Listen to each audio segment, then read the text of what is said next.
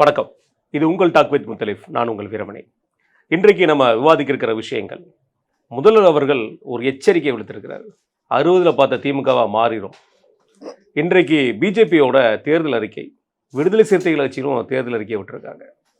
அதிமுக சார்பாக எடப்பாடியார் அவர்களுடைய பிரச்சாரத்தில் மீண்டும் மீண்டும் பார்த்தீங்கன்னா அடி திமுக மேலே விழுந்துட்டே இருக்கு. விஜய் இன்றைக்கு திருப்பூருக்கு பிரச்சாரத்துக்கு போயிருக்கார். ரோட் ஷோ கலந்த பிரச்சாரம். பார்ப்போம் என்ன பேசுகிறாருன்னு. அவர் பேசுகிறதுக்கு முன்னாடி நம்ம இந்த ஷூட் எடுக்கோம். எதுவும் தவிர்த்திருந்தால் நாளைக்கு பார்க்கலாம். இந்த மாதிரி பல்வேறு விஷயங்கள் நம்ம பேச இருக்கோம். குறிப்பாக சொல்ல போனால் இஸ்ரேல் விவகாரத்தில் மீண்டும் பல நெருக்கடிகள் நம்மளை சுற்றி நடந்துட்டு வருது. குறிப்பாக ஹார்மோஸை அமெரிக்கா நெருங்கி இருக்குது. ஈரானும் ரெட்சியை லாக் பண்ணுற மாதிரி இருக்காங்க. இந்த மாதிரி பல்வேறு விஷயங்கள் பேச இருக்கோம். அதற்கு முன்னாடி சப்ஸ்கிரைப் பண்ணாதவங்க சப்ஸ்கிரைப் பண்ணி பாருங்கள். ஹைப் பட்டனை ப்ரெஸ் பண்ணுங்கள். அது எங்களுக்கு ப்ரொமோஷனாக இருக்கும்.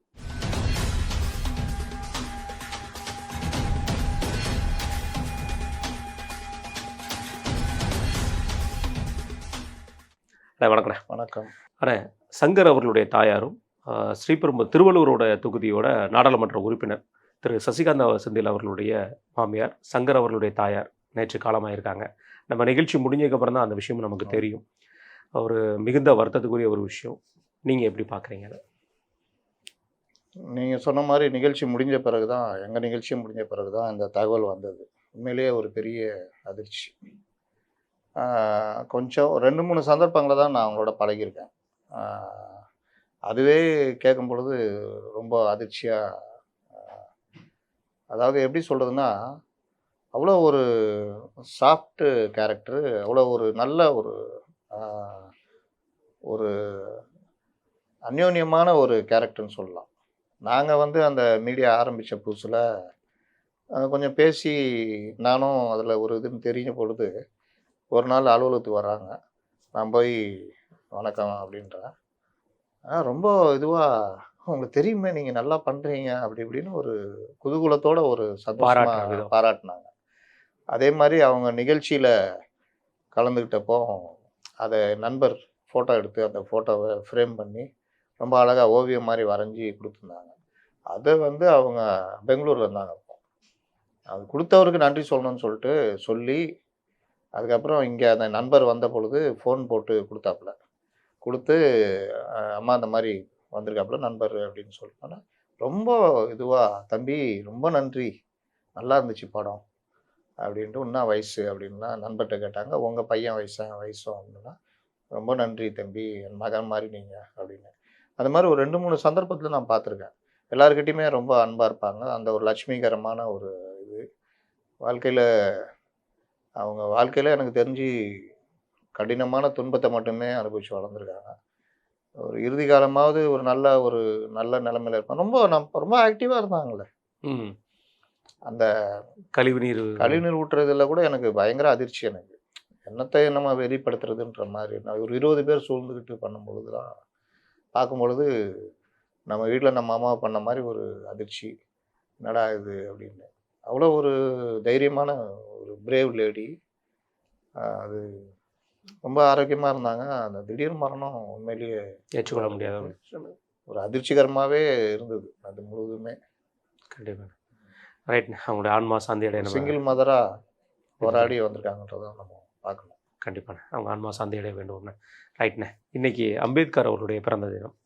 அம்பேத்கர் ஜெயந்திங்கிறது இங்கே இருக்கிற மக்கள் இப்போ புதுசாக கொண்டாடுறாங்க. ஆனால் மகாராஷ்டிராவில் பார்த்தீங்கன்னா இன்றைக்கு ரொம்ப பெரிய அளவில் ஒரு கொண்டாட்டமாக கொண்டாடப்படுவாங்க. அதற்குனே தனியாக அவரோட இடம் ஒன்று இருக்குது. அதில் மிகப்பெரிய ஒரு கொண்டாட்டம் இருக்கும். அம்பேத்கர் அவர்கள் பேசாத ஆட்களே இருக்க மாட்டாங்க, பேசாத கட்சி இருக்காது, பலருமே இருக்காங்க. அந்த மாதிரி விஷயங்கள். இந்த அம்பேத்கரோட அவர்கள் பிறந்த நாள், அவரை பற்றி நினைவுகள் சில. ஒரு தலைவர் இப்படி இருக்க முடியுமா அப்படின்றதுக்கு பார்த்து வியந்த ஒரு தலைவர்களில் அவர் ஒரு ஆள். அவ்வளோ படிப்பு, சோதனைகளை சாதனையாக்கியவர்னு சொல்லுவாங்கல்ல, அது அவருக்கு மிக மிக பொருத்தம். அவர் திருமணம் பற்றிலாம் நான் சொல்லியிருப்பேன். ஒரு மீன் மார்க்கெட்டில் நடந்ததுன்னு. இப்படிப்பட்ட இது, மனைவியை அவ்வளோ நேசித்தவர், மனைவியை அந்த அளவுக்கு முன்னுக்கு கொண்டு வரதுக்கு அவர் எவ்வளோ பாடுபட்டார், படிக்க வைக்கிறதுக்கெல்லாம் பண்ணாருங்க. ஒரு சாதாரண ஒரு குக்கிராமத்தில் இருந்து உலகம் போற்றும் ஒரு பெரிய அறிஞராக மாறினது. பிரிட்டிஷ் கவர்மெண்ட் அவருக்கு மிகப்பெரிய பதவி கொடுத்து அவரை அந்த காலத்துலேயே, இன்றைக்கி மதிப்புக்கு 35 லட்ச ரூபா சேலரியோடு அவரை உட்கார வைக்கலாம் ட்ரை பண்ணப்போ அதெல்லாம் மறுத்துட்டு தன் சார்ந்த அந்த எளிய ஒடுக்கப்பட்ட மக்களுக்காக, பட்டியலின மக்களுக்காக நான் பாடுபடுவேன்னு காந்தி கூடலாம் அதிக மோதின தலைவர் அவர் தான். ம். காங்கிரஸ் ஒரு நிலப்பிரபுத்துவ கட்சின்றதுல மாற்று கருத்து யாருக்கும் இருக்காது. அப்படிப்பட்ட நிலப்பிரபுத்துவ கட்சி காங்கிரஸ்க்குள்ள இருந்துகிட்டு ஒடுக்கப்பட்ட மக்களுக்காக போராடினவர், இரட்டை தொகுதிக்காக காந்தி கூட சண்டை போட்டவர், தொடர்ந்து அந்த இதில் வெற்றியும் பெற்றார். பல விஷயங்கள்ல அவருடைய மோதல்லாம் காரணமாக காந்தியே இறங்கி வர்ற மாதிரிலாம் ஆச்சு. ஆனாலும் சுதந்திரத்துக்கு பிறகு அவரை எந்த அளவுக்கு பாடுபடுத்தினாங்க, என்னென்ன தொல்லை கொடுத்தாங்கன்றதெல்லாம் எல்லாருக்குமே தெரியும். தெரியும். இன்னைக்கு அம்பேத்கரை தலைவராக வச்சுக்கிட்டு இருக்கிற பலரும் கொஞ்சம் கூட கூச்ச நாச்சம் இல்லாமல் எல்லா வேலையும் பண்ணிக்கிட்டு அம்பேத்கர் தலைவர் சொல்லிட்டு இருக்கிறாங்க. என்ன பண்ணுறது, நாடு அப்படிப்பட்ட நாடு. அப்போ தெய்வத்து மேலே பயம் கிடையாது இவங்களுக்கு.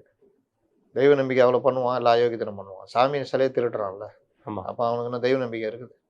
அப்போ இந்த மாதிரி இதில் தான் அம்பேத்கரை இவர்கள் வச்சுருக்காங்க. நீங்கள் அம்பேத்கர்னு ஒரு நபர் இல்லைன்னா இன்றைக்கி அரசியலமைப்பு சட்டத்தை நினச்சி அவ்வளோ பெருமையாக இருக்குது. இன்றைக்கி இந்த ஒரு பைத்தியக்காரன் உக்காந்துக்கிட்டு அமெரிக்காவில் இவ்வளோ தொல்லை கொடுத்து உலக நாடுகள்லாம் தொல்லை கொடுக்குறான்னா அதுக்கு அடிப்படை காரணம் அந்த நாட்டுடைய அரசியலமைப்பு சட்டம். அதில் அதிபர் கொடுத்துருக்க பவரு, அங்கே இருக்கிற பார்லிமெண்ட்டுக்கு காங்கிரஸ்ன்னு சொல்லுவோம்ல, காங்கிரஸ்க்கு இல்லாத ஒரு பவரு, இந்த மாதிரி பல விஷயங்கள்னால தான் இது. இங்கே அந்த மாதிரி பண்ண முடியுமா? நீங்கள் எல்லோருமே அந்த பார்லிமெண்ட்டு கட்டுப்பட்ட ஜனாதிபதி. இன்னைக்கு கூட சில தலைவர்கள் சொல்கிறாங்க ஜனாதிபதியை நேரடியாக மக்களால் தேர்ந்தெடுக்கிறதுலாம் கொண்டு வருவாங்க. இது எவ்வளோ பெரிய பைத்தியக்காரத்தனன்றதுக்கு இதெல்லாம் உதாரணம். அப்போ இங்கே வலுவான ஒரு பார்லிமெண்ட்ரி சிஸ்டம், அவரும் ஆரம்பத்தில் அதை ஆதரிச்சார், அந்த அமெரிக்க. ஆனால் புரிஞ்சுக்கிட்டாரு. அப்போ வலுவான ஒரு பாராளுமன்றம், அதை நெறிப்படுத்துறதுக்கு ஜனாதிபதி, அவரும் பாராளுமன்றத்தை கட்டுப்பட்டவர். இதை நெறிப்படுத்துறதுக்கு உச்சநீதிமன்றம். இது மூன்றுமே ஒரு 3 கோடுகள் மாதிரி. இது எல்லாத்துக்குமே அடிப்படையாக இருக்குது அரசியலமைப்பு சட்டம். இந்த மாதிரி ஒரு வலுவான ஒரு சிஸ்டத்தை உருவாக்குறதுல அம்பேத்கருடைய பங்கு. அப்போ இந்த ஜேர்னலிசமோட பில்லரை உருவாக்கினதுக்கு அவர் ஒரு. ஆமாம், நீங்கள் அரசியலமைப்பு சட்டத்தில் அடிப்படை உரிமைன்னு ஒன்று இருக்குதுல்ல. ஆமாம். அந்த கருத்துரிமை, எழுத்துரிமை, பேச்சுரிமை, நம்ம வாழ்வதற்குரிய உரிமை, எந்த மதத்தையும் பின்பற்றலாம் உரிமை, எந்த மொழியும் கற்கலான்ற உரிமை. இன்னைக்கு தான் சொல்கிறாங்க இருமொழி கொள்கை, அதெல்லாம் இதெல்லாம் அம்பேத்கர் அம்பேத்கருக்கு எதிராக நடக்கிறவங்கலாம். இதை இன்றைக்கி ஒரு சொல்கிறாரு, இந்தி திணிப்பை எதிர்ப்போம். இந்தி திணிப்பை எதிர்க்கிறீங்க, இந்தி கற்றுக்கிறத தடுக்கிறீங்களே மிஸ்டர் திருமாவளவன், இருமொழி கொள்கைன்ற பேரில். அதுவும் அம்பேத்கர் சொன்ன அந்த அடிப்படை உரிமைக்கு எதிரானதுன்னு. ஆமாம். அப்போ அந்த மாதிரி விஷயங்கள்லேருந்து பல விஷயங்கள் உங்களுக்கு அடிப்படை உரிமைகள் அந்த கான்ஸ்டியூஷனில் கொண்டு வந்து வச்சது.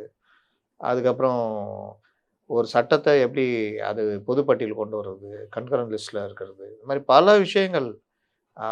அதாவது அந்த சிந்தனை இருக்குல்ல. ஆமாம். அது நூற்றாண்டு கடந்த சிந்தனை. நீங்கள் நாளைக்கு யோசிக்கல, 20 வருஷம் கழிச்சு 30 வருஷம் கழிச்சு யோசிக்கிறதுன்னு இருக்குல்ல, அந்த சிந்தனை யாருக்குங்க வரும்? இன்றைக்கெல்லாம் பைத்தியக்காரன் மாதிரி இன்னைக்கு கூட யோசிக்க மாட்டேங்கிறான். ஒரு 4 பேரை வச்சுக்கிட்டு அவங்க சொல்கிறத கேட்டுக்கிட்டுலாம் ஊட்டிகிட்டு இருக்காங்க. அதனால் அந்த ஒரு பிராடு அவரு கூட சேர்ந்த அந்த சட்டக்குழு, அந்த அரசியல் நிர்ணய சட்ட அந்த கமிட்டி, அது அப்படிப்பட்ட அம்பேத்கரே கடைசியில் அந்த நேரு இருக்க விடலை. கடைசியில் அவர் வெளியே வந்து நிலமெல்லாம் வந்துச்சு. அவர் மட்டுமா வந்தார், பல பேர் வந்தாங்க. அப்புறம் பல இயக்கங்கள் கண்டாங்க. அதனால் எல்லாம் கலந்தது தான் இந்த இந்தியாவில் உருவான பல இயக்கங்கள் காங்கிரஸ்ல வந்தது. ஆமாம், கம்யூனிஸ்ட் பார்ட்டி, சோசியலிஸ்ட் காங்கிரஸ்னு உள்ளே இருந்தாங்க. அதுக்கப்புறம் அவர்கள் வெளியே வராங்க. திலகர் அவங்கெல்லாம் இப்போ பாரதியார்லாம் அந்த காலத்திலேயே இடதுசாரி சிந்தனை கொண்டவங்க. அவங்களையும் ஓச்சி தள்ளினாங்க. அது பெரிய உதாரணம் வ.உ. சிதம்பரம் பிள்ளை. எவ்வளோ பெரிய அவர் இடதுசாரி கருத்து, திலகர் ஆதரவாளன்ற ஒரே காரணமாக அவரை கைவிட்டாங்க. கடைசியில் மன்னனை விற்று, ஒரு பாரிஸ்டர் மன்னனை விற்று எல்லாத்தையும் விட்டுன்னு ஒருத்தர் சொல்கிறாரு, அவரை பார்க்கணும் விட்டார். அந்த வக்கீல் தொழிலை பறித்து அவருடைய எல்லா செல்வம் போய் நடுத்தருக்கு வந்து மன்னனை விட்டு, அந்த காலத்துலேயும் அவர் லாஸ்ட்டில் அவர் எழுதி பல நூல்கள்லாம் எழுதி லாஸ்ட்டில் அவர் அப்படி தான் அவருடைய இறுதி வாழ்க்கை அமைஞ்சது. பாரதியார் ரொம்ப பேர் சொல்லலாம். அப்போ இந்த மாதிரி கொஞ்சம் இடதுசாரி சிந்தனை உள்ளவங்களை காங்கிரஸில் எப்படி காலி பண்ணாங்க அப்படின்னு. நேரு குடும்பம் மட்டும் நல்லா இருந்தது. அவர் கொஞ்சம் ஓரளவுக்கு இடதுசாரி சிந்தனையாளர். ஆனால் அவர் பொழைச்சிக்கிட்டாரு. மற்றவங்களாம் காலியானாங்க. பாரதியாருக்கு அங்கேயும் அடி, இங்கே திராவிட கட்சிகளாலே அடி. அவரை ஒரு மனுஷனாவே இவங்க இது வரைக்கும் பண்ண மாட்டாங்க. ஏன்னா பிறப்பால் இறப்பால் வருவதெல்லாம் இது இல்லைன்னு எம்ஜிஆர் பாடியிருக்காரு அந்த படத்தில். ஆனால் இங்கே எல்லாம் தலைகீழ. அப்போது அந்த அம்பேத்கரை ஃபாலோ பண்ணுறேன்னு சொல்கிறவங்க இன்றைக்கி அவருடைய கொள்கைகள் இந்த மாதிரி விஷயங்களை எந்த அளவுக்கு நினைவு கூர்ந்து பண்ணுறாங்கிறது மக்களுக்கு தெரியும். கண்டிப்பாக. ரைட்ண்ணா. ஏன்னா நமக்கும் தேர்தல் முடிஞ்சதுக்கப்புறம் ஒரு மாதம் வேணால் சூட்டிப்பாக இருக்கும். இந்த மாதிரியான தலைவர்களை பற்றியோ இந்த மாதிரியான சில விஷயங்களை பற்றி நம்மளும் பேச இருக்கோம். ஏன்னா நேற்று கூட நீங்கள் பாடினதை வச்சு ஒரு நிகழ்ச்சியே நடத்தலாமே சொல்லி கமெண்ட்ஸில் போட்டிருக்காங்க. எது நீங்கள் அவங்க ஆசா போஸ்லே அவரோட பாடலெல்லாம் பாடிட்டு இருந்தாங்க. அந்த அளவுக்கு நம்முடைய சப்ஸ்கிரைபர்ஸ்க்கும் வேற நம்மளும் தீனி போட்டு ஆகணும். கண்டிப்பாக நம்ம அன்சங் லீடர்ஸ்னு ஃப்ரீடம் ஃபைட்டர்ஸ் ஆமாம் நிறைய இருக்காங்க. சரித்திரத்தை மாற்றி நம்மளும் நிறைய விஷயங்களை காலப்போக்கில் பேசணும். ரைட்ண்ணே. இப்போது சமகால அரசியலுக்கு வந்துடும்ண்ணே. நம்ம இந்த இஸ்ரேல் விஷயத்தை கடைசியாக பேசுறதுனால சில விஷயங்கள் மக்கள் வந்து பார்க்க முடியாமல் போயிடுது. குறிப்பாக சொல்ல போனால் நேற்று ஹார்மோஸை வந்து அமெரிக்க படைகள் வந்து சூழ்ந்திருக்காங்க. கிட்டத்தட்ட ஹார்மோஸ்லேருந்து 150 கிலோமீட்டர் டிஃப்ரென்ஸில் ஒரு சைடு, இன்னொரு சைடு வந்து ஒரு 200 கிலோமீட்டர் டிஃப்ரென்ஸில் சூழ்ந்திருக்காங்க. சூழ்ந்துக்கிட்டு இனிமேல் வந்து போகிற ஷிப் எல்லாம் நாங்கள் அலோவ் பண்ணுவோம், ஆனால் ஈரானுக்கு யாராவது டோல் ஃப்ரீ கட்டிட்டு வந்தீங்கன்னா அவங்கள நாங்கள் அலோவ் பண்ண மாட்டோம் அப்படிங்கிற ஒரு விஷயத்த சொல்லியிருக்காப்புல. அதை தாண்டி வந்து நேற்று நம்ம பேசும்போது ஜீசஸாக தன்னை வடிவமைத்து தானே தனக்கு பட்டம் கொடுத்துருந்தார் இல்லையா, அதை ஒரு 2 மணி நேரத்தில் அந்த ட்வீட்டையும் அவர் எடுத்திருக்காரு. அவருடைய ட்ரூ சோசியல் மீடியாவிலேருந்து. வைத்தியக்காரங்க தாங்க பண்ணுவாங்க, போடுவாங்க அப்புறம் எடுத்திருக்காரு. இன்னொரு அதிர்ச்சிகரமான விஷயம் என்ன சொல்லியிருக்காருன்னா, ஈரானில் எண்ணெயை பர்ச்சேஸ் பண்ணுற அவ்வளோ பேருக்குமே இனிமேல் வந்து பார்த்தீங்கன்னா டேரிஃப் அவர் முதல்ல கையில் எடுத்தார் பார்த்தீங்களா, அந்த விஷயத்தையும் கையில் எடுத்திருக்கிறாரு. ஒரு பக்கம் இப்படி பேசும்போது ஈரான் அமைதியாக பாட்டு கேட்டுட்டு இருக்காங்களா என்னன்னு தெரியல. அவங்கள்ட்ட வர்ற ரிசல்ட்டு எப்போ நீ இது பண்ணு நான் ரெட்சியை பார்த்துக்கிறேன்ப்பா அப்படின்னு சொல்லிட்டு அவர் இங்கே என்னென்னா ரெட்சியை முடக்கிற மாதிரி போயிட்டு இருக்காங்க. இப்போ என்னென்னா அது கப்பலில் போக்குவரத்து வந்து மிகப்பெரிய லெவலில் கண்டிப்பான முறையில் தாமதமாக வாய்ப்பு இருக்கலாம். சில கப்பல்கள் வராமல் போக கூட வாய்ப்பு இருக்கலாம். அதுக்கு மிக முக்கிய காரணம் என்னென்னா, நீ ஏன் ஹார்பர் அடித்தேன்னா நான் ஹார்பர் அடிப்பேன்னு சொல்லிட்டு 2 ஹார்பரை வந்து ஈரான் வந்து எச்சரிக்கை விடுத்திருக்காங்க. அந்த 2 ஹார்பரும் வந்து மிக முக்கியமான ஹார்பர் கல்ஃப் கண்ட்ரிகளுக்கு. எப்படி பார்க்குறீங்க? இது வந்து ஒரு வடிவமே, அதான் போர்னாலே ஒரு வடிவம் இருக்கணும். நீங்கள் பல போர்களை நீங்களும் பார்த்துருப்பீங்க, படிச்சிருப்பீங்க, கேள்விப்பட்டிருப்பீங்க. இந்த போர்களுக்கு ஒரு வடிவமே இல்லாமல் போயிடுச்சு. எப்படி பார்க்குறீங்க? அதுக்கு காரணம் வடிவம் இல்லாமல் போனது காரணம் நோக்கம் இல்லாமல் அடிக்கணுன்ற ஒரே குறிக்கோளை மட்டும் வச்சு பண்ணது. நீங்கள் FBI அதிகாரி என்ன சொல்கிறாரு? போர் வேணான்னு நாங்கள் சொன்னோம். ஆமாம், போர் நீ நினைக்கிற மாதிரி 3 நாளில் ஈராக் மாதிரி நடக்காது அப்படின்னு நாங்கள் எச்சரிக்கையை விடுத்தோம். அதை மீறி தான் ட்ரம்ப்ன்ற மனிதர் தனிப்பட்ட முறையில் எடுத்த முடிவு தான் இது அப்படின்னு அமெரிக்காவில் அந்த உயர்மட்ட அலுவலர் சொல்கிறாங்க. அப்போ இந்த மாதிரி யாருடைய விருப்பம் இல்லாமல் ஒரு தனி மனிதர் மாட்டிக்கிட்டு உலகமே இன்னைக்கு தடுமாறிக்கிட்டு சிக்கி சின்னவனமாகுது. அதில் இஸ்ரேலை நம்பி போகாதீங்கன்னு சொல்லியிருக்காங்க. அவங்க இஸ்ரேலை நம்பி இறங்காதீங்க, 3 நாளில் இந்த யுத்தம் முடியாது. அப்போ இன்னைக்கு நான் சொன்ன மாதிரி புலிவாலை பிடிச்ச கதை தான். இப்போ நேற்று என்னமோ சொன்னீங்க, இடி மின்னல் மழை, மின்னல் வேகத்தை. நான் என்ன சொன்னேன்? மின்னல் வராது, ஒன்றும் மின்னல்லாம் ஒன்றும் நடக்காதுன்னா நான் இன்னைக்கு என்ன ஆச்சு? அங்கே போய் நிற்கிறாங்க. இப்போ நீ என்ன பண்ற? அவனை அடிக்கல, அவனை விட்டுட்டு ஊர்ல உலகத்துல போற வர்ற கப்பலெல்லாம் நீ போய் அங்க நின்று மறைச்சிக்கிட்டு இருக்கிற. இது எப்படி தெரியுமானா இருக்கு, இந்த வடிவேலு கோவிச்சர்லா மாதிரி ஆயிடுச்சுன்னு. கோவிச்சர்லா மாதிரி ஈரானும் வடிவேலு மாதிரி அமெரிக்காவும் நிலைமை போயிருமோங்கிற மாதிரி ரொம்ப ரொம்ப கவலைக்குரிய இடத்துல தான் தெரியுது. எப்போ நீ போனா அடிப்பா, நாங்க நிற்பேன், என்ன அடி நீ, அப்புறம் அவனை அடிக்கணுங்கிறது இது எந்த மாதிரியான இல்ல. இதுல வந்து என்ன பிரச்சனைனா, உலக நாடுகளுடைய ஷிப் எல்லாத்தையும் நீ முடக்கிறது வந்து, இன்னொரு பக்கம் ரெட்சி ஹவுதியை தேவையில்லாமல் அங்கே இழுத்து விட்டு அவனுங்க அங்கே இறங்குறதுன்றது மொத்தத்துலேயுமே அந்த பனாமா கால்வாய் உங்களுக்கு ஆப்பிரிக்கன் கண்ட்ரிஸ் வழியாக போகிற அந்த அந்த மொத்த ட்ரேடு பாதிக்கும். இங்கே ஹார்மோஸ்லேருந்து வந்துட்டு போகிறது பாதிக்கும். இது எல்லாம் பாதிச்சுக்கிட்டு இருக்கும்போது இது எல்லாம் யாரால் நடக்குது? அமெரிக்கா தான் அந்த பிரச்சனையை பண்ணுதுன்னா உலக நாடுகளுடைய கோபம் அமெரிக்கா மேலே தான் திரும்பும். இப்போ ஈரானுக்கு எந்த பிரச்சனையும் இல்லை, போய் ரெஸ்ட் எடுத்துக்கிட்டு இருப்பாங்க. இல்லை, அதுதான் அப்படிதான் தோணுதுண்ணே. ஏன்னா மக்கள் வந்து டக்குன்னு ஈரான் மேலே கோப்படுறாங்க. ஆனால் ஈரானின் பல படங்களை ரசிச்சிருப்பாங்க நம்ம மக்களே. ஏன்னா மிகச்சிறந்த படைப்பாளிகள், அதில் மாற்றுக்கிறதே கிடையாது. உலக படம்லாம் வந்து அவங்க தான் அதிகம் வரும். ஆமாம், அந்த அளவுக்கு மிகச்சிறந்த படைப்பாளிகள் அவங்க. படத்தில் ஒரு சில படங்கள்லாம் வந்து அற்புதமாக இருக்கணும். நம்ம அது வந்து லாங்குவேஜ், நீங்கள் அது பேசுன மாதிரி லாங்குவேஜை தாண்டி நம்ம கடந்த ஒரு விஷயம். அப்படி இருக்கும்போது அவங்க இந்த போரை வந்து அவங்க எப்பா நீ பாட்ட பண்ணிக்கோப்பா, நீ அடிச்சா நான் பாத்துக்கிறேன். ஈரான் வந்து இப்படி உக்காந்துட்டு பேட்ட ரஜினி மாதிரி சரிப்பா அப்பா நீ போ, அவன் தடுத்தானு நீயாச்சு அவனாச்சு. ஆனா பேட்டா இங்க ஏதாவது கை வச்ச அடி விழுன்னு. அப்ப அவனுக்கு என்ன பயனா, அங்க கொண்டு போய் ஷிப்பை வச்சிருக்கேன், அனுப்பேன் உன் ஃப்ளைட்டை அனுப்பி அனுப்பிப்பல. அப்போ அந்த இதுல என்ன பெரிய ஒரு மைனஸ் பாயிண்ட் என்னன்னா, அமெரிக்கா தான் இருக்கையிலே அதிகமான கப்பல்கள் வைத்திருக்கிற ஒரு நாடு. அந்த அங்க இருக்கிற தொழிலதிபர்கள் வந்து வர்த்தக கப்பல் அதிகமா வச்சிருக்கிற நாடுகள்ல அமெரிக்காவும் ஒண்ணு. அமெரிக்கா மட்டும் இல்ல, அமெரிக்காவும் ஒண்ணு. ஆனா பட் லீடர்ஸ் வந்து அவங்க தான். அந்த மாதிரி வந்து அதிகமான கப்பல்கள் வச்சிருக்காங்க வர்த்தக கப்பல்ல. இவங்க வர்த்தக கப்பலை வந்து பாதிக்கப்பட்டுச்சுன்னா யார் பாதிக்கப்பட போறா? அது மறுபடியும் எக்கனாமி தான்ப்பா பாதிக்கப்பட போகுது.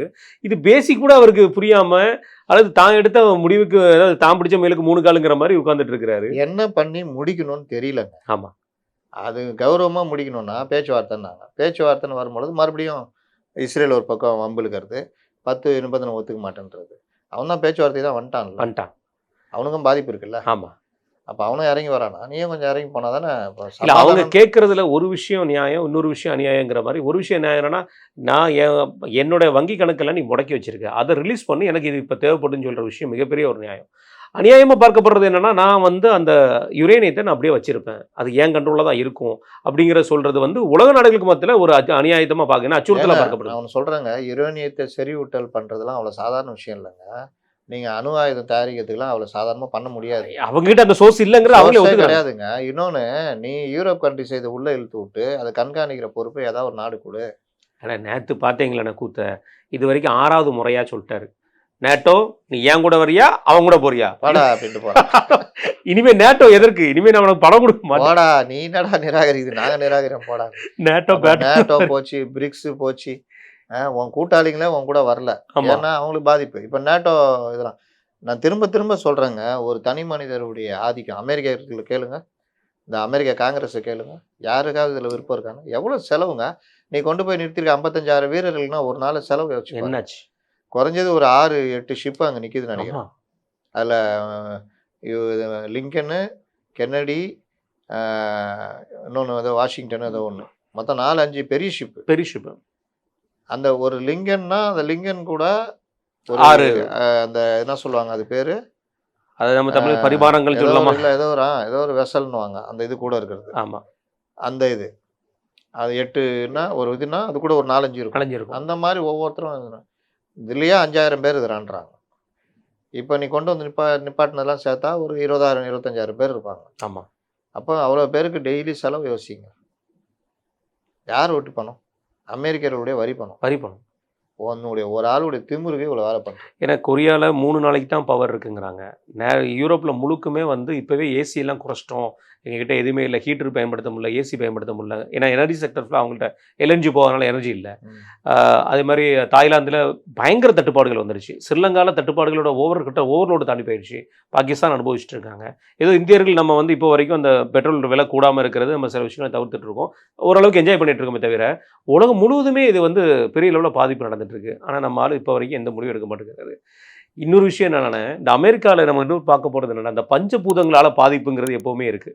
அது குறிப்பாக சொல்லப்போனால் 2 தினங்களாக வந்து பெரிய லெவலில் காட்டுத்தீயும் அவங்கள வாட்டி வதைக்குது.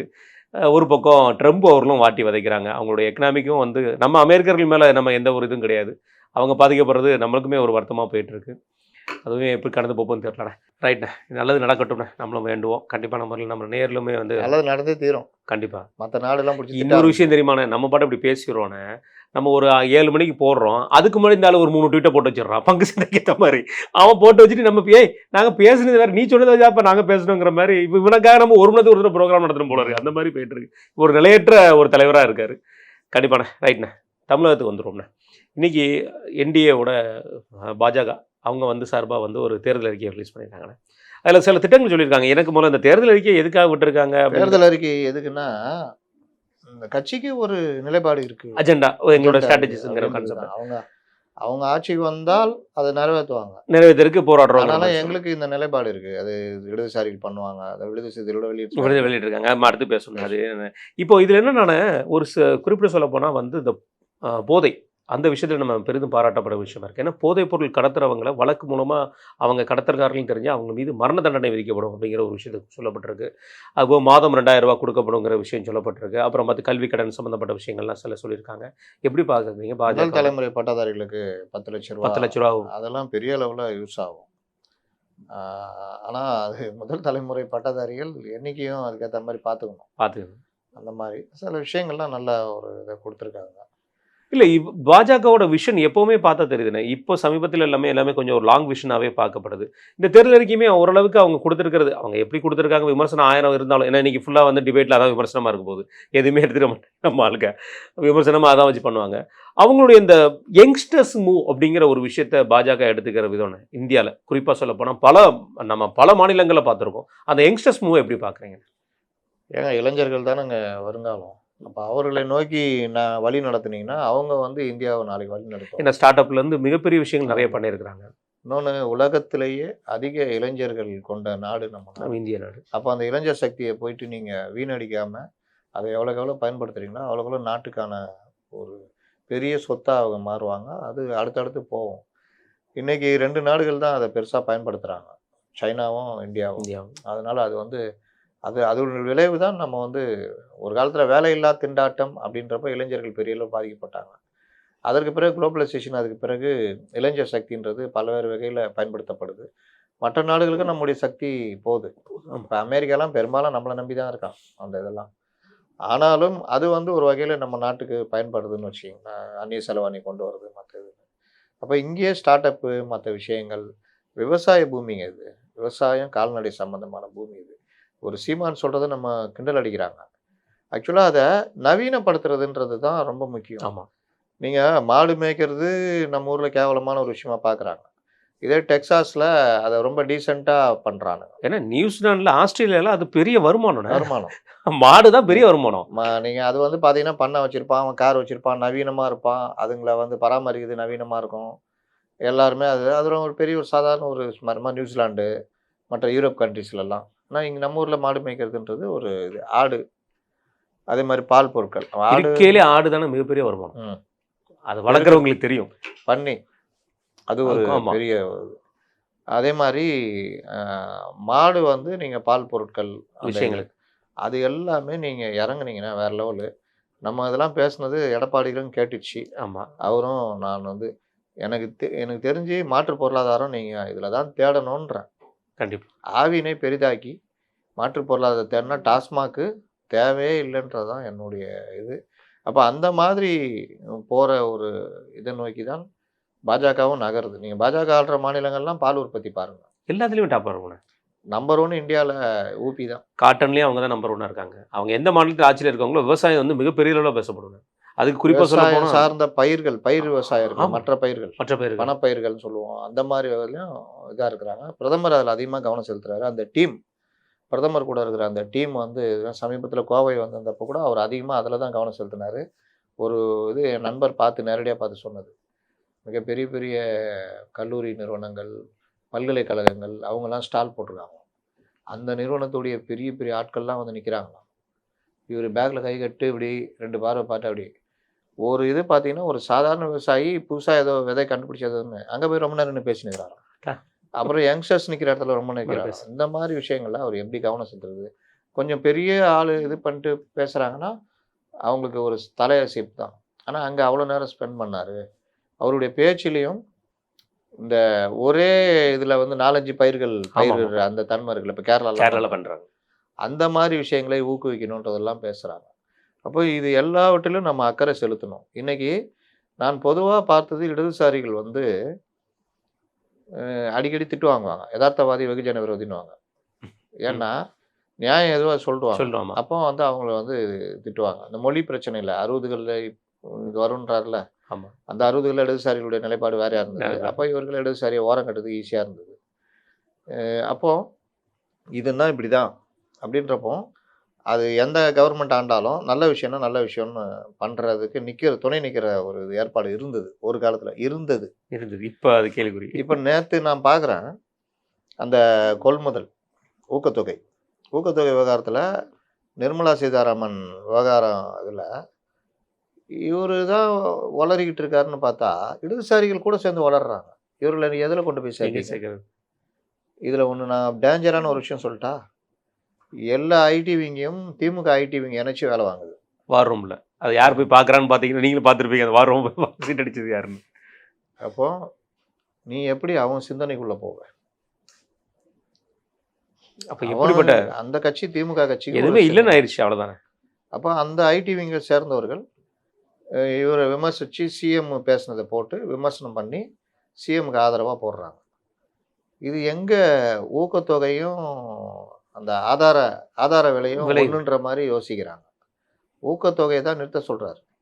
அதுக்கு சில பேர் எங்கள் முதல்வர் கொடுக்கறத நிறுத்தி என்ன கொடுத்த 139 ரூபா கொடுக்குற திரும்ப திரும்ப சொல்கிறேன். இதுல என்ன தெரியுமாண்ணா, இது பல நாளா பேசப்படுது நாப்பில். இது நாடாளுமன்றத்தில் ஒரு தடவை கூட இதுக்கு எது குரல் கொடுக்கலையே. அதெல்லாம் பேசவே மாட்டாங்க.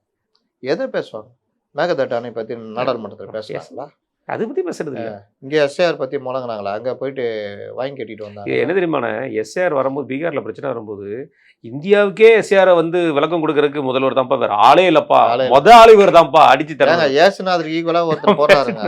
பாவம் நாள் நெருங்க அவருக்கு மண்டை அப்படியே வெளியே வருது. ஒரு தொலைக்காட்சியுடைய சேனலுடைய எடிட்டராக இருக்கிறவர் ஏசுநாதரை உயிர் தெழுந்தார்ல, ஆமா, அதை இவர் ஸ்டாலினோட ஒப்பிட்டு போடுறாரு. என்னன்னு சொல்ல முடியும்? இங்க எஸ்ஏஆரை பத்தி ஒரு வார்த்தை கூட இல்லையானே. எஸ்ஏஆர் இருந்துச்சு, வீடியோலாம் வெளியிட்டு அதான் அதுக்கப்புறம் உண்மை தெரிஞ்சவங்க ஒரு வார்த்தை இல்லை. நான் தான் சொல்ல வரேன். அங்க போய் அப்படிலாம் பேசினாரு பீகார்ல. அதான் சொன்ன தீதியும் இவரும் இந்தியாவில் அதுக்கு இறங்கி பண்ணுறவங்க இப்போவும் இந்த வேலையெல்லாம் பண்ணிகிட்டு இருக்காங்க. இப்போ பார்த்தீங்களா 8000 ரூபா டோக்கன். ஆமாண்ணே, அது பேசணுண்ணே, நம்ம தனியாக வச்சுக்கணும்ண்ணே. இதுக்கு இடையிலண்ணே, நம்ம நேயர்களுக்கு வந்து தமிழ் புத்தாண்டு வாழ்த்துக்கள். நீங்களும் உங்களுக்கும் தமிழ் புத்தாண்டு வாழ்த்துக்கள். ஆமாம், அது நம்ம சொல்ல ஆரம்பிச்சிட்டோம். அதுக்கு இடையில சொல்ல இன்னும் கொஞ்சம் ஒரு ட்விஸ்டாக இருக்கட்டும். அவர்களுக்கு இனிய தமிழ் புத்தாண்டு வாழ்த்துக்கள். இந்த தமிழ் புத்தாண்டு வாழ்த்துக்களில் கூட இவர் ஒரு அரசாணை போட்டு தை 1 தான் தமிழ் புத்தாண்டுன்னு கொண்டு வந்தார். அது வந்து நீங்கள் அறுவடை நாளுடைய முதல் நாள் புத்தாண்டுன்னு வச்சுக்கிட்டாலும் பாரம்பரியமாக நம்பிக்கை அடிப்படையில் பல்வேறு விஷயங்களில் தமிழ் புத்தாண்டுன்றது வந்து சித்திரை 1 அப்படின்றது எல்லோரும் நம்பிக்கை சார்ந்த விஷயம். அது நீங்கள் ஒரு அரசாணை போட்டு மாற்ற முடியுமா? மாற்றினாங்க. இன்னைக்கு வாழ்த்து சொல்லியிருக்க மாட்டாங்கன்னு நினைக்கிறேன். ஆனால் வீட்டிலலாம் கொண்டாடுவோம். முதல் காலையிலே கோயிலுக்கு போய் அந்நியாரை கட்டினா கொண்டாடுவோம். நீ வச்சுக்கோ, நாங்களாம் எங்களுக்கெல்லாம் சித்திரை 1 தான்வாங்க அந்நியார். அப்போ தமிழ் புத்தாண்டுன்றது. ஆனால் இதில் நான் பார்க்குறது என்னென்னா, இன்னைக்கு தான் மலையாளம் எதுவும் இல்லை. ஆமாம், விஷுவும் இன்னைக்கு விஷு தான். அதே மாதிரி பல்வேறு மாநிலங்களில் அவர்கள் மொழி சார்ந்த அவங்க புத்தாண்டுகளில் வந்து பெருசாக கொண்டாடுறாங்க. இங்கே பார்த்தீங்கன்னா அந்த அளவுக்கு ஒரு பெரிய இந்த ஜென்ரேஷன் அப்படி ஆயிடுச்சு. ஏனே தெரியல. தமிழ் மாதம் கட்டா பொங்கிடுவான், வேஷ்டி எடுத்து கட்டிக்குவான், கலர் சட்டை போட்டுக்குவான், எல்லாரும் ஒரே மாதிரி வருவான். ஐயோ தமிழன் எங்க போ தமிழம்மா. அதுக்கப்புறம் இல்லைண்ணா, இன்னைக்கு இருக்கிற குழந்தைகள் ஏன் ஈவன் நமக்கே சட்டுன்னு நம்ம இங்கிலீஷ் மந்த்தை சொல்ற மாதிரி தமிழ் மந்த் வருமாங்கிறது ஒரு மிகப்பெரிய. எனக்கு வாழ்த்து போட்ட பலரும் happy Tamil new year, happy Tamil அதான் சொல்றேன். இனிய புத்தாண்டு வாழ்த்துக்கள் கூட சொல்றதுக்கு இன்னைக்கு இல்லை. அது அந்த நினைப்பு போயிட்டு ரைட்ண்ணே. இந்த விஷயத்துலண்ணே, இதில் இன்னொரு விஷயம் வந்து ஒரு கான்ட்ரவர்ஷியான விஷயத்த வந்து என்டிஏவோட தேர்தல் அறிக்கையில், குறிப்பாக சொல்லப்போனால் பாஜக தேர்தல் அறிக்கை இருக்குது. அது என்னன்னா, திருப்பரங்குன்றத்தில் தீபத் வந்து கண்டிப்பாக ஏற்றுவோம் அப்படிங்கிற ஒரு விஷயம். இது இன்றைக்கி மிகப்பெரிய ஒரு கான்ட்ரவர்ஷியாக கொண்டு போவாங்க, உறுதியாக. அது மாற்றுக்கிறதே கிடையாது. இது எப்படி பார்க்குறீங்க? அது இந்துக்களுக்காக சொல்லப்படுற ஒரு விஷயமா, அல்லது இப்போ கான்ட்ரவர்சியாக இருக்குது, தீர்ப்பு வந்துருச்சு, அதுக்காக நம்ம கொடுக்கலாமே அப்படிங்கிற மாதிரி சொல்கிற விஷயமா பார்க்குறதா? எப்படி பார்க்குறது? தமிழ்நாட்டை பொறுத்த வரைக்கும் மதவாத விஷயங்களில் கையில் எடுத்து பெருவாரியான மதம் இந்து மதம் அந்த மாதிரி விஷயங்களை கையில் எடுத்தால் பாஜகவுக்கு பின்னடைவு தான் வரும். அந்த திருப்பரங்குன்றம் தீபம் ஏற்றுவதுன்றது அனைத்து மதங்களுடைய விருப்பமாக கொண்டு போகிறதுன்றது ரொம்ப சாஃப்டான இதுவாக இருக்கும். இன்னொன்று, சட்ட ரீதியாக யார் பண்ணாங்களோ அவங்களே நீதிமன்றம் அது மூலிமா கொண்டு போகிறதுன்றது கரெக்டாக இருக்கும். ஆமாம், நீங்கள் போய்கிட்டு இதை ஒரு இயக்கமாக மாற்றிக்கிட்டு பண்ணியிருந்தீங்கன்னா அவர்களுக்கு ரொம்ப எளிதாக போயிடும். ஏன்னா இதுக்கு எதிர்ப்பு தெரிவிக்கிற திமுக கூட்டணி கட்சி, திமுகவோட வாய்கள் நிறைய இருக்குது.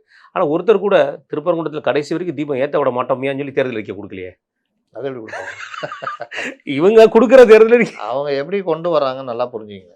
நீங்கள் முதலாக மாற்ற பாஜக முயல்கிறது, அப்படிதான் கொண்டு வர்றது, அப்படியே கொண்டு வந்து போயிடுறது. இதில் வந்து இவர்கள் எங்களுடைய உரிமைங்க, இங்கே ஏற்றுறது அங்கே ஏற்றுங்கன்னு கேட்குறாங்க. இல்லை, அதுதானே என்னோட கேள்வி. இப்போ தீபம் ஏற்றுறது சொல்கிறது வந்து மதவாத சம்மந்தப்பட்ட விஷயம்.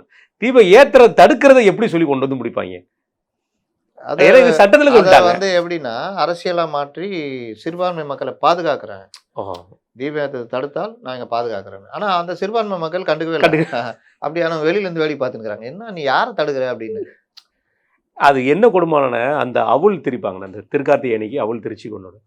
திருப்பரங்குன்றத்தில் திருவண்ணாமலையில் அது மிகப்பெரிய லெவலில் கொண்டாடுவோம். எல்லார் மத்தியிலும் இந்துக்கள் மத்தியிலும். திருப்பரங்குன்றத்தில் அது மிகப்பெரிய ஒரு திருவிழா மாதிரி கொண்டாடுவாங்க. எல்லா மக்களும் சேர்ந்து இஸ்லாமியர்கள் இந்துக்கள்ங்கிற ஒரு இது இல்லாமல் அது கூட தெரியாமல் இவங்க வந்து மத கலவரம் வந்துடும் சொல்லி மத கலவரம் வர்றதுக்கு நாங்கள் வாய்ப்பே இல்லையேங்க.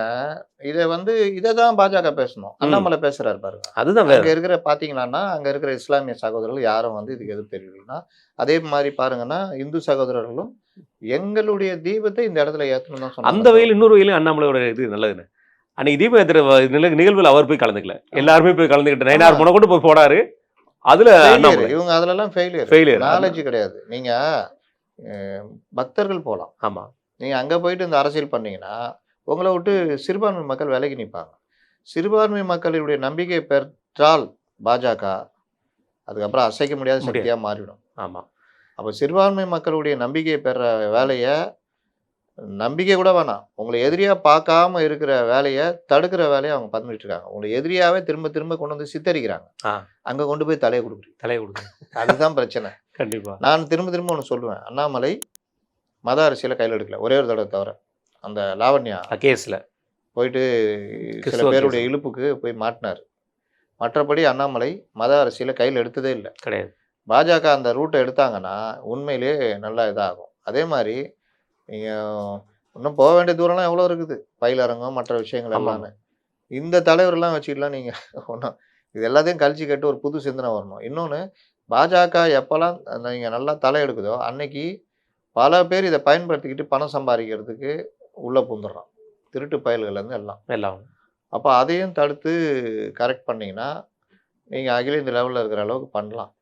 இல்லை இதெல்லாம் கலந்தது தான் பாஜக அப்படின்னா மெயினாக தமிழ்நாட்டுடைய அரசியலை கரெக்ட் பண்ணிக்கங்க. ஆமாம், இல்லை என்னென்னா காயல்பட்டினத்தில் கூட நேற்று அனிதா ராதாகிருஷ்ணன் அவர்கள் வந்து வாக்கு சேகரிக்க போகும்போது எப்போ பிஜேபி வந்தாலும் பரவாயில்ல பண்ணி உள்ள வராதான் நேற்று காயல்பட்டினத்துலையும் சொல்லியிருக்காங்க. ஆமாம், கிட்டத்தட்ட 3 தொகுதியில் வந்து இஸ்லாமியர்கள் தொகுதிக்கு ஓட்டு போகிற இடங்கள்லேயே வந்து அவங்க வெளிப்படையாக வார்த்தைகள் விட்டுருக்காங்க.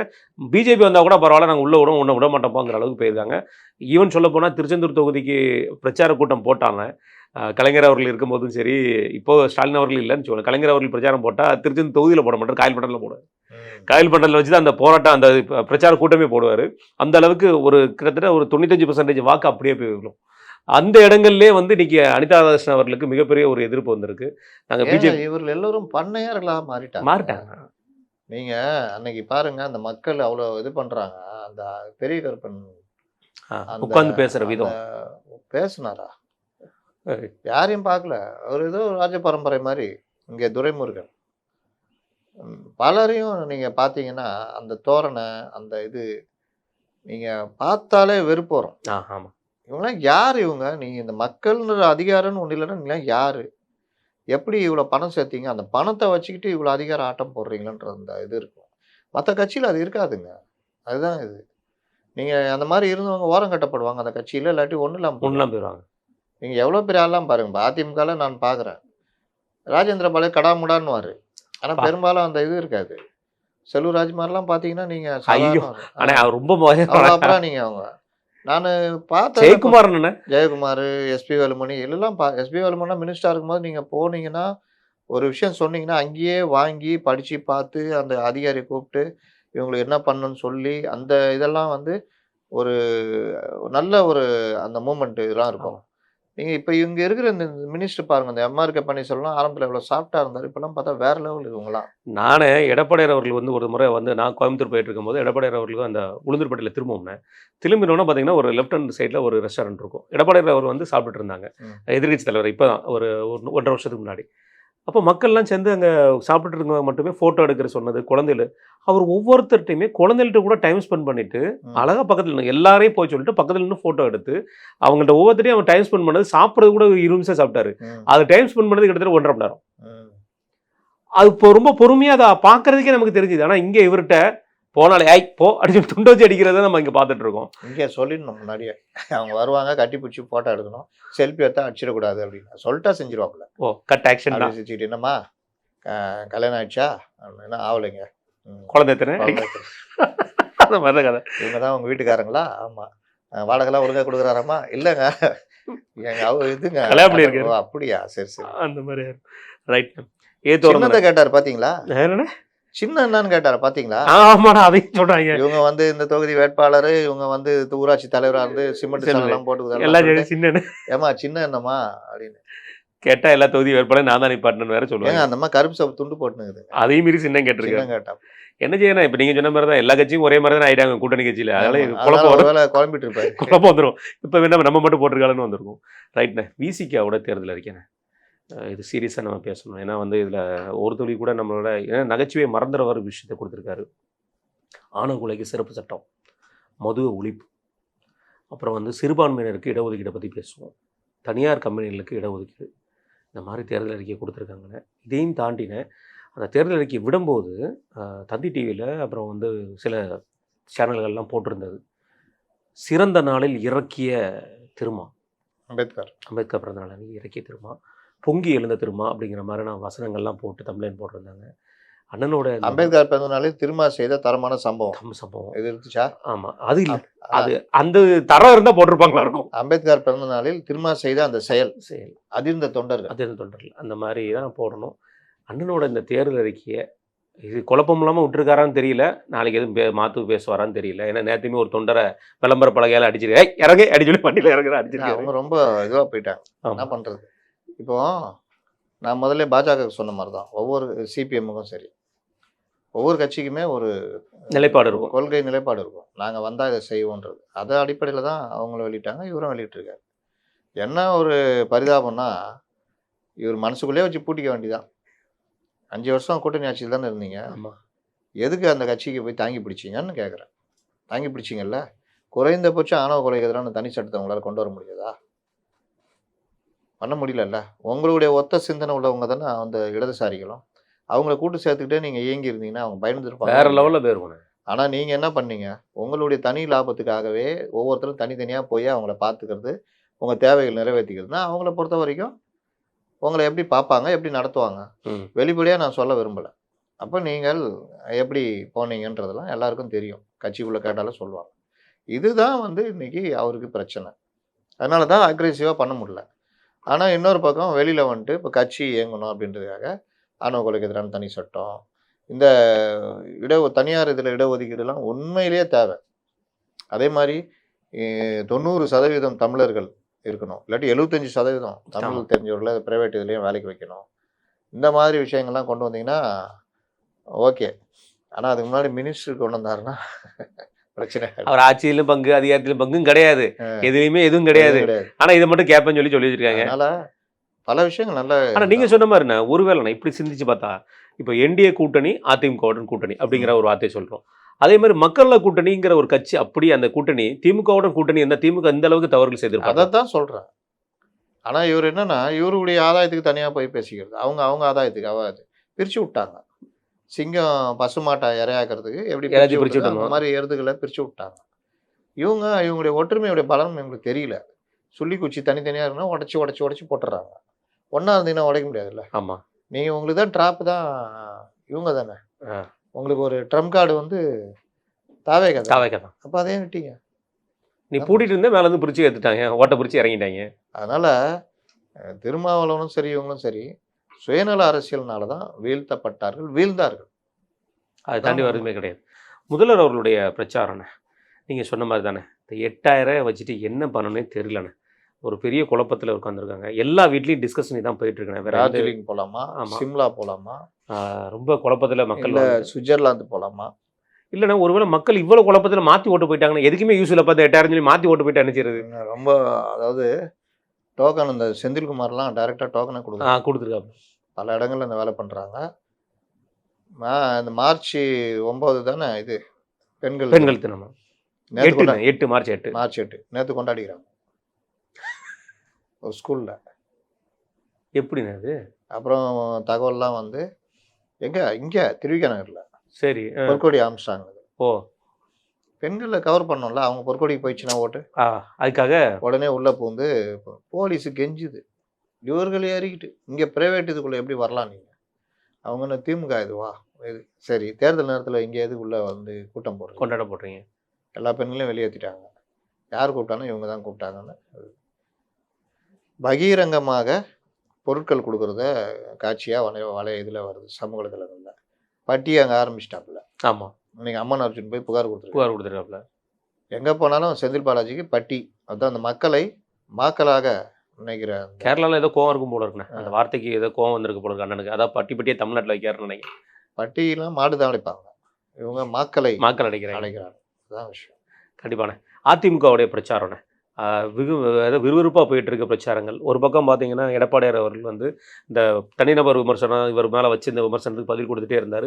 இப்போ அதை கொஞ்சம் தவிர்த்துட்டு மீண்டும் பழைய மாதிரி பல திட்டங்களை அனௌன்ஸ்மெண்ட் பண்ணிகிட்டே இருக்காரு. அதில் திட்டங்களில் வந்து சில திட்டங்கள் வந்து பார்த்தீங்கன்னா ரொம்ப ஆணித்தரமான திட்டங்களை வந்து அவர் சொல்கிற விஷயமும், அதே மாதிரி ஈஸியாக மக்கள்கிட்ட ரீச் பண்ணுற மாதிரியான சில பிரச்சாரங்கள் வேகங்களும் மாற்றிருக்காரு. அது பெருமளவில் மக்கள் மத்தியில் வந்து பேசப்படும் பொருளாக மாற்றப்பட்டிருக்கு. எப்படி பார்க்குறீங்க அவங்களோட பிரச்சாரத்தை? அவர் இந்த இதுக்குள்ளே மாட்டினாரு, அடித்த உடனே திருப்பி அடித்தோன்னே அவங்க தான் விட்டு ஓட்டாங்க. நான் தப்பிச்சிட பாலிடாயல்னு சொன்னோன்னே அவர் தற்காலிகமாக விட்டு இனி பழனிசாமி வந்து பாலிடாயல் பழனிசாமி அழைக்கப்படணும்னா அவன் பாலிடாயல் மேலே அவ்வளோ ஆசையாக அவங்களுக்குன்னு அவர் திருப்பிட்டு அடிக்க சொன்ன ஒரு மாதிரியா போய் இனி அவங்க பார்த்து இவங்க பார்த்தோன்னா அவர் ஒதுங்கிட்டார். ஆனாலும் அந்த பிரச்சாரம் போகணும்னு வச்சிங்களேன், போனால் மறுபடியும் இவர் ஆரம்பிப்பார். இவர் இறங்கி இது பண்ணுறாரு. டேட்டாஸ் எப்படி திருடினாங்கன்றதை பற்றி 2 நாளாக பேசிகிட்டு இருக்காரு. 2.0ல் உங்களுடன் ஸ்டாலின் ஓரணியில் இணைவோம் இதிலெல்லாம் நீங்கள் எப்படி எப்படிலாம் டேட்டாஸ் வாங்கினாங்க, அந்த டேட்டாஸை வச்சுக்கிட்டு இப்போ எப்படி பிரச்சாரம் பண்ணுறாங்க, எப்படி கொண்டு போகிறாங்கன்னு நேற்று பேசியிருக்காரு. அப்போ இந்த மாதிரி விவகாரங்கள்லாம் அவர் தொடர்ச்சியாக இறங்கி அடிக்கிறாரு. நீங்கள் ஒவ்வொரு காலகட்டத்திலையும் பார்த்தீங்கன்னா என்டிஏவுடைய அந்த இது வந்து ஏறிக்கிட்டே போகுது.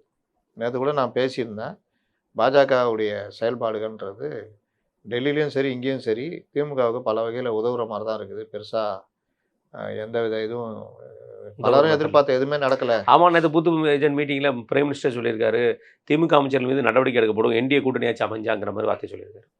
அப்போ இப்போவே நீங்கள் உங்களை எது தடுக்குதுன்னு கேட்குறேன். அப்போ இப்போ நேரு மேலே இப்போ இது பண்ணோன்னு போடுறாங்க, எஃப்ஐஆர் பண்ணு. நீங்கள் அவங்க கவர்மெண்ட் இருந்தது போடல, நீங்கள் போகிறதுக்கு என்ன பிரச்சனை உங்களுக்கு? அப்போ இந்த மாதிரி ஒரு சாஃப்ட் கார்னர் இந்த மாதிரி விஷயங்கள்லாம் வந்து இன்றைக்கும் பல அதிகாரிகளை மாற்றலை. மண்டல ஐஜிகள்லாம் மாற்றிட்டீங்களா? இல்லை, 2 பேர் தான் மாற்றப்பட்டிருக்கு. அப்புறம் இந்த மாதிரி பல விஷயங்கள் வந்து இவர்கள் எனக்கு என்னென்னு பண்ணுறாங்க. அதிகாரிகள் கீழ்மட்ட இது டிஐபிஆர் சொன்னோம்ல, ஆமாம், அதிகாரிகள் என்ன பண்ணீங்க? தேர்தல் பறக்கும் படை பார்வையாளர்கள் இவங்களாம் என்ன பண்ணுறாங்க? பொருட்கள் கொடுக்குறாங்க. போலீஸ் இன்னும் பயப்படுதுங்க அவங்கள பார்த்து. கெஞ்சிறாருங்க அவர், அந்த டிசியே கெஞ்சிறாரு. டிசி இங்கே எதுக்கு உள்ளே வராருன்னு கேட்குறாங்க. தேர்தல் நடக்கிற காலத்தில் டோக்கன் கொடுக்குறாங்க. எல்லா வகையிலும் எப்படி எப்படி மீற முடியுமோ மீறுறாங்க. இது போக பணம் பட்டுவாடா இந்த விஷயங்கள்லாம் எங்கே பணம் பட்டுவாடா தடுத்து பிடிச்சாங்க, யாரை பிடிச்சாங்க? ஒன்றுமே இல்லை, எந்த டேட்டாஸுமே இல்லைண்ணே. போன தடவை ரொம்ப அதிகமாக இந்த மக்கள்கிட்ட இருந்து இவ்வளோ பிடிச்சோம் அவங்கள பிடிச்சோம் பிரேக்கிங் நியூஸ் ஒரு அதுவுமே இல்லாமல் போயிடுச்சு. அப்போ என்ன ஆகுதுன்னா, ஆனால் என்ன சொல்கிறாங்க, நீங்கள் அதெல்லாம் ஓகேங்க, என்டிஏ தாங்க ஜெயிக்கும், ஒத்துழைக்க மாட்டாங்க தெரியுங்க, ஆனாலும் அவர் ஆட்சி பிடிப்பாருங்கன்ற மாதிரி போகுது. இது வந்து இவர்களுக்குரிய நன்மதிப்பை கெடுக்கிற வேலையில் இறங்கும். அதை கொஞ்சமாவது புரிஞ்சுக்கணுன்றது தான் நம்மளை போன்றவருடைய கருத்து. இறுதியான தாவைக்கா விஜய் அவர்களுடைய பிரச்சாரம் இன்றைக்கு திருப்பூரில் 12 மணிக்கு தான் தலைவர் இங்கேருந்து கிளம்பியிருக்காரு. 2 மணிக்கு ஏதோ கூட்டம் சொல்லியிருக்காங்க. ரோட் ஷோ கலந்த பிரச்சாரம் தான். நம்ம இப்போ பேச்சை முடிக்க போகிறோம், இனிமேல் தான் அவர் பேசவும் போகிறாரு. இதுலேயாவது திருப்பூருங்கிறது பெரிய லெவலில் வந்து பாதிக்கப்படுற இடம்னா சாயப்பட்டறைகள் மூலமாக பாதிக்கப்பட்டு அதோட வளங்கள் பாதிக்கப்படுது. கம்பெனிகள் நிறைய இடங்களில் பிரச்சனைகள் வந்திருக்கு. வடநாட்டவர்கள் பிரச்சனைன்னு சொல்லி பிரச்சனையை பெருசாக பேசக்கூடிய அளவில் திருப்பூர் பிரச்சனைகள் இருக்குது. சொல்லப்போனால் திருப்பூரில் வந்து விவசாயமே மிகப்பெரிய ஒரு பிரச்சனையாக மாற்றப்பட்டு வருகிறது. இதில் எதையாவது நெசவாளர்களுக்கா, தொழிலாளர்களுக்கா, இல்லை பார்க்க வந்தவர்களுக்கா யாருக்காவது பேசுவாரா விஜய்? நான் இந்த ஜான் ஆரோக்கியசாமி இருக்கிற வரைக்கும் விஜய் தேர மாட்டார்னு சொன்னோம்ல, அதுதான் நடக்குது. அவர் ஏதாவது விளையாட்டு சமாச்சாரமாக போகிறாரு. வட மாவட்டங்களெல்லாம் வேட்பாளர்கள் கதறாங்க. ஒரு நாள் வந்து இவர் பேசினா போதுங்க, நிலைமையே தலைகீழாயிடும், வரமாட்டேங்கிறார். ஜான் புஷிக்கு மட்டும் ஏதோ வராரு போல இங்கே 15ஆம் தேதி சென்னையில். அப்போ இந்த மாதிரி தான் நாளைக்கு அப்போ இவங்க எல்லாருமே நான் நேற்று முந்தானத்தெல்லாம் பேசிட்டேன், சலிச்சு போச்சு. இந்த புஷி ஆனந்த் போட்ட மாவட்ட செயலாளர்கள் யாரும் வேலை செய்யலை.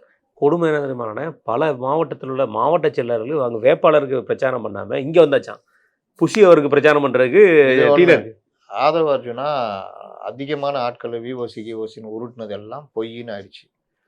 இருக்கிறதுலே கம்மியான ஆட்கள் அவங்களையும் பார்த்தீங்கன்னா விஜய்க்கு ஆதவ அர்ஜுனாவுக்கு முக்கியமான ஆளுக்கு போய் எந்த வித ஏற்பாடும் இல்லை, அவர் சைடும் இல்லை. இப்படி எல்லாரும் கைவிட்டால் அந்த வேட்பாளர் என்னங்க பண்ணுவான்? அப்படிதான் ஒன்றும் இல்லாமல் போயிட்டு. கண்டிப்பாக மிக்க நன்றி நேரத்தையும் கருத்தையும்.